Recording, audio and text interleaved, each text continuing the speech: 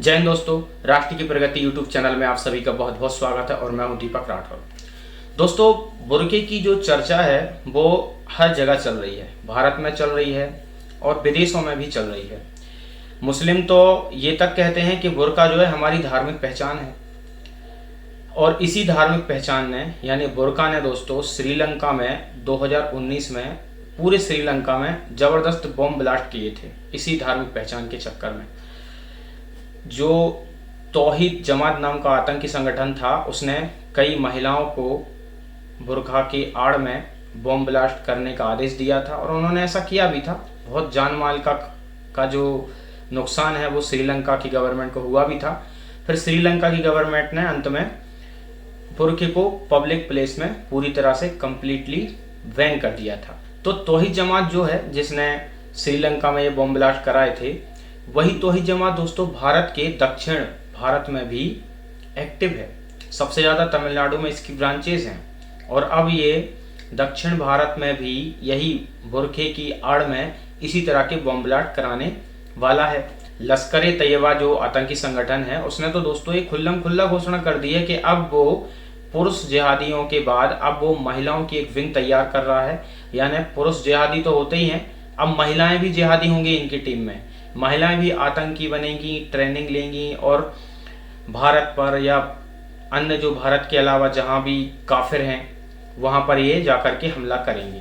अब ये एलईटी जो है ये महिलाओं की विंग क्यों बना रहा है? इसलिए बना रहा है क्योंकि महिलाएं जो हैं वो बुर्का पहनती हैं और बुर्का पहन के किसी भी पब्लिक प्लेस में जा सकती हैं। उन्हें कोई रोकने वाला टोकने वाला है नहीं और कोई रोकता टोकता है तो तुरंत विक्टिम कार्ड खेलने लगते हैं। और ये लश्कर-ए-तैयबा के आतंकी अच्छे से जानते हैं कि भारत में कोई बुर्के को छू नहीं सकता।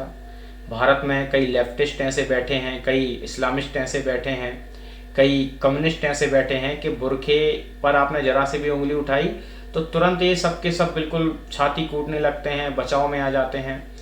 ये बात लश्कर-ए-तैयबा अच्छे से जानता है कि भाई भारत में तो कम से कम इस बुर्के को कुछ भी नहीं हो सकता। श्रीलंका में बैन हो गया, कोई बात नहीं।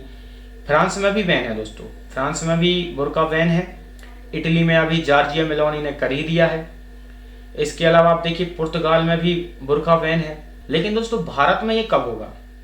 भारत में तो आप देखिए दोस्तों बुर्के को हमारे यहाँ के इस्लामिस्टों के द्वारा, इनकी इस्लामिक दादागिरियों के द्वारा बिल्कुल फंडामेंटल राइट माना जाता है। और ये फंडामेंटल राइट जो है आर्टिकल 25 देता भी है, इसमें कोई संदेह नहीं है। आर्टिकल 25 में इन्हें ये अधिकार है। लेकिन दोस्तों इसमें अधिकार तो है इनको, लेकिन सब्जेक्ट टू पब्लिक ऑर्डर के साथ, subject to morality and health के साथ। यानी किसी भी अधिकार या स्वतंत्रता का यूज करते समय आपको सार्वजनिक व्यवस्था, शांति, सुरक्षा, नैतिकता, इन सब का ध्यान देना पड़ेगा। स्वास्थ्य का, अनुशासन का, इंसानियत का, इन सब चीज़ों का आपको ध्यान देना पड़ेगा, तब ही अधिकार है।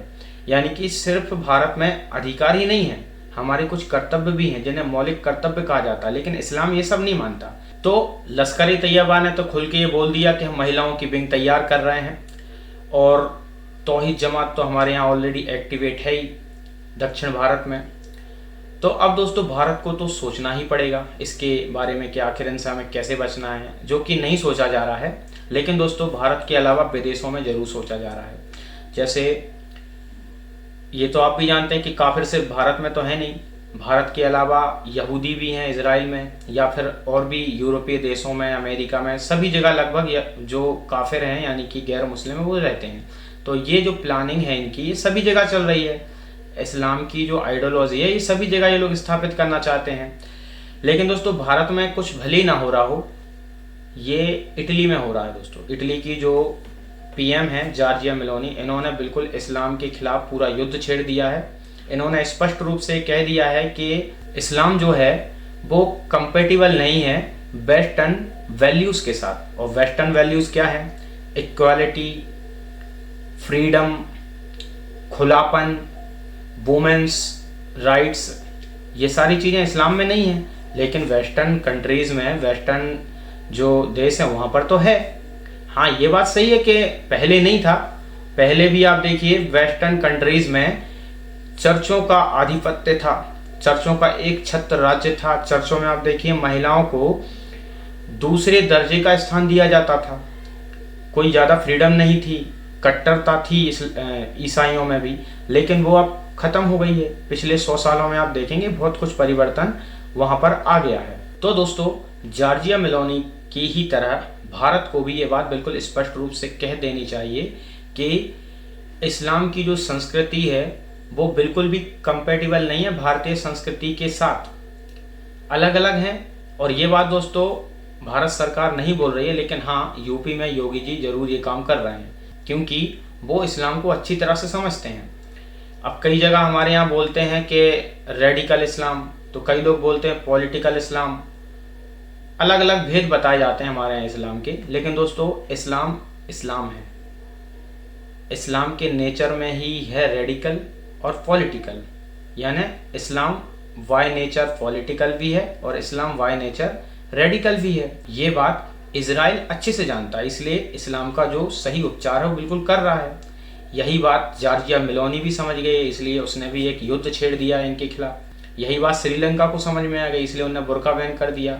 पुर्तगाल में भी बुर्का बैन हो गया। फ्रांस को भी देर से ही सही लेकिन समझ में आई, और अब तो कई यूरोपीय देशों को समझ में आ रही है, इंग्लैंड जैसे, कि यार हमने बहुत गलती करी जो इन लोगों को यहाँ पर पनाह दे दी, क्योंकि ये लोग दूसरे देशों से आए थे और इनने फिर इनको पनाह दे दी अपने यहाँ पर। तो ये बात सब समझ रहे हैं, भारत नहीं समझ रहा है दोस्तों। भारत कब समझेगा, ये बहुत बड़ा सवाल है। आप इस पर क्या कहेंगे कमेंट में जरूर बताएं। वीडियो अच्छा लगा तो लाइक करें, शेयर करें, चैनल को दोस्तों सब्सक्राइब जरूर करें, बेल आइकन को भी दबा दें। जय हिंद, वंदे मातरम, जय श्री राम।